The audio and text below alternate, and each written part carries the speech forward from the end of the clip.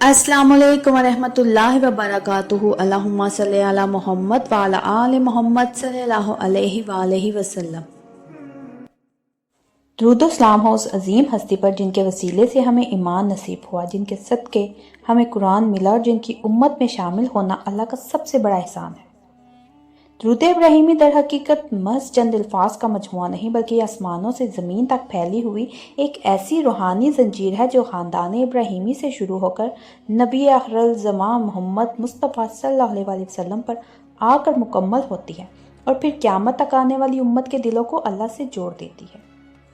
ناظرین، یہ وہ درود ہے جسے خود نبی کریم صلی اللہ علیہ وسلم نے امت کو سکھایا۔ یہ وہ درود ہے جو ہر فرض نماز کا حصہ بنا دیا گیا تاکہ بندہ دن میں بار بار اس عظیم نسبت کو یاد کرے۔ درود ابراہیمی کی بنیاد اس محبت پر ہے جو رسول اللہ صلی اللہ علیہ وسلم کو حضرت ابراہیم علیہ السلام اور ان کے مبارک گھرانے سے تھی۔ اسی نسبت اور محبت کی جھلک اس وقت بھی نظر آتی ہے جب نبی کریم صلی اللہ علیہ وسلم نے اپنے صاحبزادی کا نام ابراہیم رکھا۔ یہ درود دراصل ایک زندہ گواہی ہے کہ اللہ کے نبی ایک دوسرے سے جدا نہیں بلکہ ایک نور کی کڑیاں ہیں۔ حضرت ابراہیم علیہ السلام کی دعائیں، حضرت اسماعیل علیہ السلام کی آمین، حضرت اسحاق علیہ السلام کی التجائیں اور بی بی ہاجرہ کی قربانیاں سب مل کر امت محمدیہ کے لیے رحمت کا دروازہ بن گئی۔ ناظرین، روایتوں میں آتا ہے کہ جب خانہ کعبہ کی تعمیر مکمل ہوئی تو خاندان ابراہیمی نے اس گھر کی طرف رخ کر کے نماز پڑھنے والی امت کے حق میں شفاعت کی دعائیں مانگی۔ بچے، جوان، ادھیڑ، عمر، بوڑھے سب کے لیے دعائیں ہوئیں اور انہی دعاؤں کے بدلے امت کو حکم ملا کہ ہر نماز میں خاندان ابراہیمی پر درود بھیجا جائے تاکہ یہ تعلق زندہ رہے۔ اس لیے درود ابراہیمی کو نماز کا لازمی حصہ بنایا گیا۔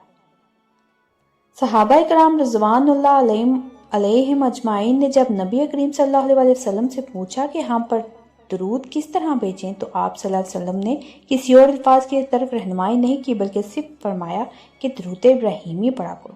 حضرت کعب بن عجرہ رضی اللہ عنہ یا حضرت بشر رضی اللہ عنہ سب کو یہی تعلیم دی گئی، حتیٰ کہ اکابر ائمہ نے یہاں تک کہ فرمایا کہ اگر کوئی شخص سب سے افضل درود پڑھنے کی قسم کھا لے اور پھر درود ابراہیمی پڑھ لے تو اس کی قسم پوری ہو جاتی ہے،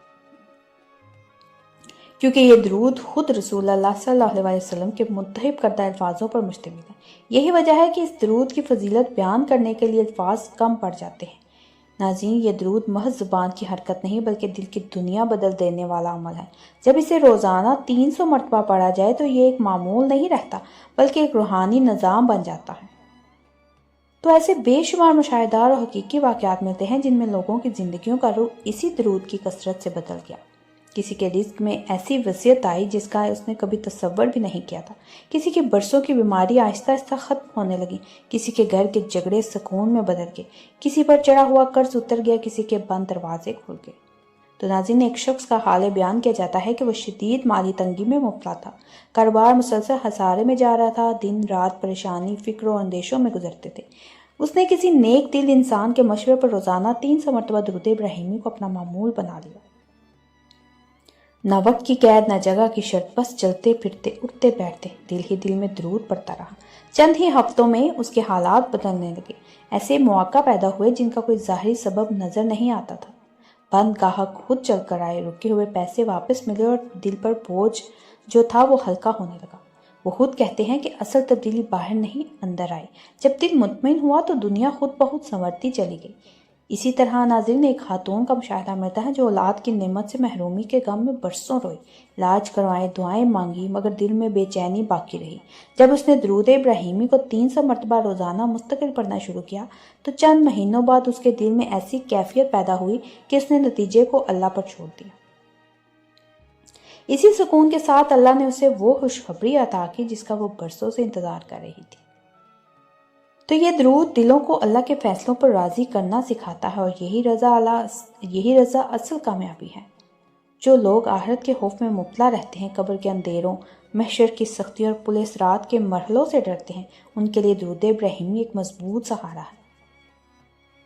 بزرگان دین فرماتے ہیں کہ اس درود کی کثرت کرنے والا شخص اللہ کی خاص حفاظت میں آ جاتا ہے۔ قبر اس کے لیے تنگ نہیں ہوتی، فرشتے اس کے لیے راحت کا سامان بنتے ہیں، اس کا چہرہ نور سے روشن ہوتا ہے کیونکہ وہ دنیا میں اس ہستی پر درود بھیجتا رہا جس کا نور قیامت کے دن سب سے نمایاں ہوگا۔ جو شخص رزق کی تنگی سے پریشان ہوا اس کے لیے یہ درود نہایت مؤثر ہے۔ خاص طور پر یہ معمول بنا لیں کہ جب بھی پیسے خرچ کریں، جب بھی رقم ہاتھ میں آئے، ایک مرتبہ درود ابراہیمی پڑھ لیں۔ یہ عمل مال میں برکت پیدا کرتا ہے، فضول خرچی سے بچاتا ہے اور غیر متوقع اخراجات سے حفاظت کرتا ہے۔ درود ابراہیمی کی کثرت انسان کو مستجاب الدعوات بنا دیتی ہے، یعنی اس کی دعاؤں میں تاثیر پیدا ہو جاتی ہے۔ اس کی وجہ یہ ہے کہ درود اور اللہ اور بندے کے درمیان ایک پل ہے۔ جب بندہ نبی کریم صلی اللہ علیہ وسلم پر درود بھیجتا ہے تو اللہ اس پر اپنی رحمتیں نازل فرماتا ہے اور پھر اس کی دعاؤں کو رد نہیں کرتا۔ جو لوگ گناہوں کے بوجھ تلے دبے ہوں، جنہیں اپنی کوتاہیوں پر شرمندگی ہو، ان کے لیے درود امید کی کرن ہے، کیونکہ کثرت درود سے گناہ معاف ہوتے ہیں، درجات بلند ہوتے ہیں، دل میں نیکی کی رغبت پیدا ہوتی ہے۔ یہ درود جنت کی راہ کو آسان کرنے والا ہے۔ جو شخص اسے اپنے روز کا معمول بنا لیتا ہے وہ آہستہ آہستہ ایسے راستے پر چل پڑتا ہے جو بالآخر جنت کی طرف لے جاتا ہے۔ ناظرین، 300 مرتبہ روزانہ درود ابراہیمی پڑھنا دراصل ایک خاموش عہد ہے کہ بندہ اپنے نبی صلی اللہ علیہ وسلم سے جڑا رہنا چاہتا ہے۔ یہی تعلق دنیا میں عزت، آخرت میں نجات اور دونوں جہانوں کی کامیابی کی کنجی ہے۔ آخر میں یہی کہا جا سکتا ہے کہ درود ابراہیمی کوئی وقتی وظیفہ نہیں بلکہ زندگی بھر کا سرمایہ ہے۔ جو اسے اخلاص کے ساتھ اپناتا ہے وہ کبھی محروم نہیں رہتا۔ اللہ اس درود کی برکت سے ہمارے دلوں کو سکون عطا فرمائے، ہمارے گھروں کو رحمت سے بھر دے، ہمارے رزق میں وسعت دے، ہماری قبروں کو جنت کے باغوں میں سے ایک باغ بنا دے اور قیامت کے دن ہمیں اپنے محبوب صلی اللہ علیہ وسلم کی شفاعت نصیب فرمائے، آمین یا رب العالمین۔ تو ناظرین، اگر آپ کو میرا یہ مشاہدہ، میرے یہ الفاظ دل سے لگے ہوں تو میرے چینل کے ساتھ جڑے رہیے، میرے چینل کو سبسکرائب کریں، لائک کریں، شیئر کریں، مجھے کمنٹس میں ضرور بتائیے گا کہ کون کون درود پاک پڑھتا ہے۔ ایک نئے مشاہدے کے ساتھ دوبارہ حاضر ہوں گی۔ جزاک اللہ۔